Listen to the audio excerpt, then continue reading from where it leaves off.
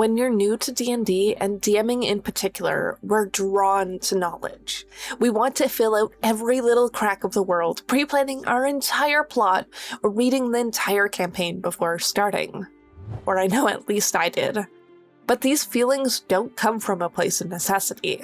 They come from insecurity, the fear that our players will look to us and we won't know what to do next. Thank you to my Patreons for supporting the creation of this video. Let's take your players for inspiration. At no point in the game do they look at the dungeon and puzzle and say, I don't know what's ahead. I guess we should just avoid it. They pick up their battle axe and they shout, "Leroy Jenkins!" as they blindly run into your encounter. So pick up your battle axe and let's learn how to confidently run your games without knowing the entire plot ahead. Ultimately, to do this, you're going to need to face your demons, realizing that the world isn't a pre-written story your players just play through. Instead, it's something that lives and breathes only to serve your players. It should be gravitating towards your players' actions, and the key feature here is actions, meaning the things your players have chosen to do. What if you lose track of what they did? How will you remember every little action? If you don't have time mid-game to take notes of every little thing, that's completely understandable and okay. You don't need to keep track of every single little thing, though often little things players overlook can make great quests later. Keeping track of things is actually just really easy, as long as you only pay attention to the things you need to keep track of. To do this, I like to use a Kanban system. If you don't know what that is, it's just a cute little chart where you can insert plot hooks and move them around to different categories as needed. My favorite categories are having one for each player, main quest, and player-created quests, then rumors. But sometimes instead I play with near versus far away quests. To fill your Kanban, you're going to look for very certain types of hooks that you can create off common actions the players do. Before we get into things to look out for, if you've been looking for an easy one-shot dungeon to try out, I've made a free room puzzle dungeon available on my Patreon for free, link in description. The first thing I love throwing in are consequences. Players do things in fantasy worlds all the time without ever thinking what could go wrong. My players are masters of not thinking before they act, having did things like telling an entire festival where they live and how one of the players used to be this really horrible person that lived in the area.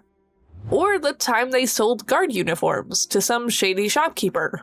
Or even just minor things like how they robbed a library taking some of its magical books, and I can't wait for the magical librarians to hunt them down in a mini-arc. After that, we have the requested things. Your players may or may not directly request certain quests, but often while chatting, your players will, in or out of character, say, "what ifs?"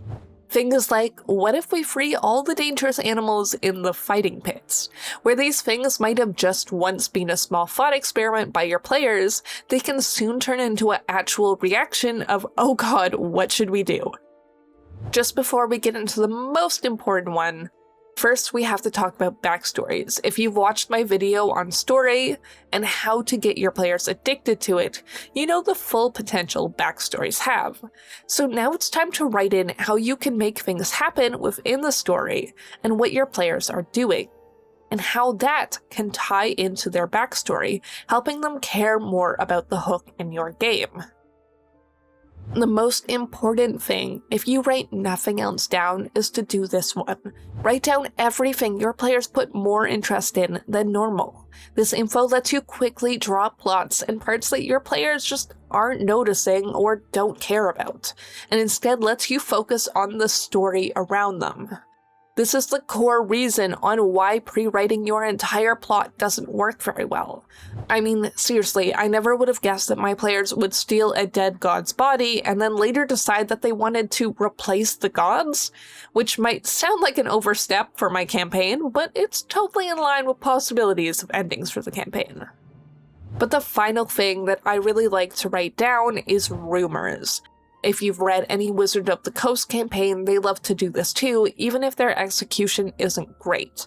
Writing down rumors based on what your players have been up to and possibly dumb things they've said makes for a lot of really great side quests that are really fun and make you feel a part of the world. It makes you feel like the world is actually reacting to what you do. I hope this helped, and I'm sure your campaign will go great. Don't forget to check out my Patreon for a free dungeon. It even includes a little drawn escape room, and have a fantastic day.